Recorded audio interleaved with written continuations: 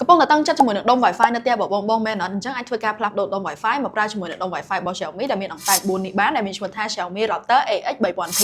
សម្រាប់ Xiaomi Router AX 3000T នេះគឺមានចំណុចពិសេសច្រើនផងដែរដែលនៅក្នុងហ្នឹងដុំ Wi-Fi មួយនេះអាចធ្វើជាដុំ Wi-Fi ផងធ្វើជា Mesh System ផងបានហើយមួយវិញទៀតគឺភ្ជាប់មកជាមួយនឹងប្រភេទ Wi-Fi ចុងក្រោយហ្មងគឺ support បានជាមួយ Wi-Fi 6 ដែល Wi-Fi 6 នេះឲ្យល្បឿនមកពេញបានរហូតដល់ទៅ 3000 Mbps ផងដែរ Wi-Fi នេះ support Wi-Fi 6 ហើយក៏ support ជាមួយនឹងប្រភេទ Wi-Fi 2.4 ហើយនិង 5G នៅក្នុងដុំ router នេះផងដែរនៅពេលដែលបងប្រើប្រាស់ជាមួយនឹង 2.4 ហើយនិង 5G ក្នុងពេលតែមួយគឺវាអាច support wireless speed បានរហូតដល់ទៅ 2796 Mbps ផងដែរអញ្ចឹងល្បឿនមួយនេះគឺធ្វើឲ្យបងធ្វើការយកទៅមើលរឿងឬមួយក៏លេង game ឬមួយក៏បងធ្វើការ live stream អីគឺកាត់បន្ថយភាពយឺតយ៉ាវបានច្រើនខ្លាំងមែនតើហើយដុំ router មួយនេះក៏ភ្ជាប់មកជាមួយនឹងមុខងារ NFC ផងដែរអញ្ចឹងមានថាបើបងមានទូរស័ព្ទដែលមាន NFC អាចយកមកដាក់ក្បែរវាបានគឺអត់ចាំបាច់ត្រូវការ password អីទេមកធ្វើជា mesh បាននៅផ្នែកខាងក្រោយគឺមានប៊ូតុងឲ្យយកទៅ connect ធ្វើជា mesh system បានផងដែរហើយក៏អាចធ្វើការយកទៅប្រើប្រាស់នៅក្នុងទីតាំងបានរហូតដល់ទៅ 140 microgram អញ្ចឹងបើសិនជាបងកំពុងត្រូវការជាមួយនឹងដុំ router យកទៅជំនួសដុំ router ចាស់ឬមួយក៏ចង់បានដុំ router support បានដល់ទៅ Wi-Fi 6 បាន full speed ដល់ទៅ 3000 Mbps ប្រើបានទាំង 2.4 ទាំង 5G ហើយជា mesh system ទៀត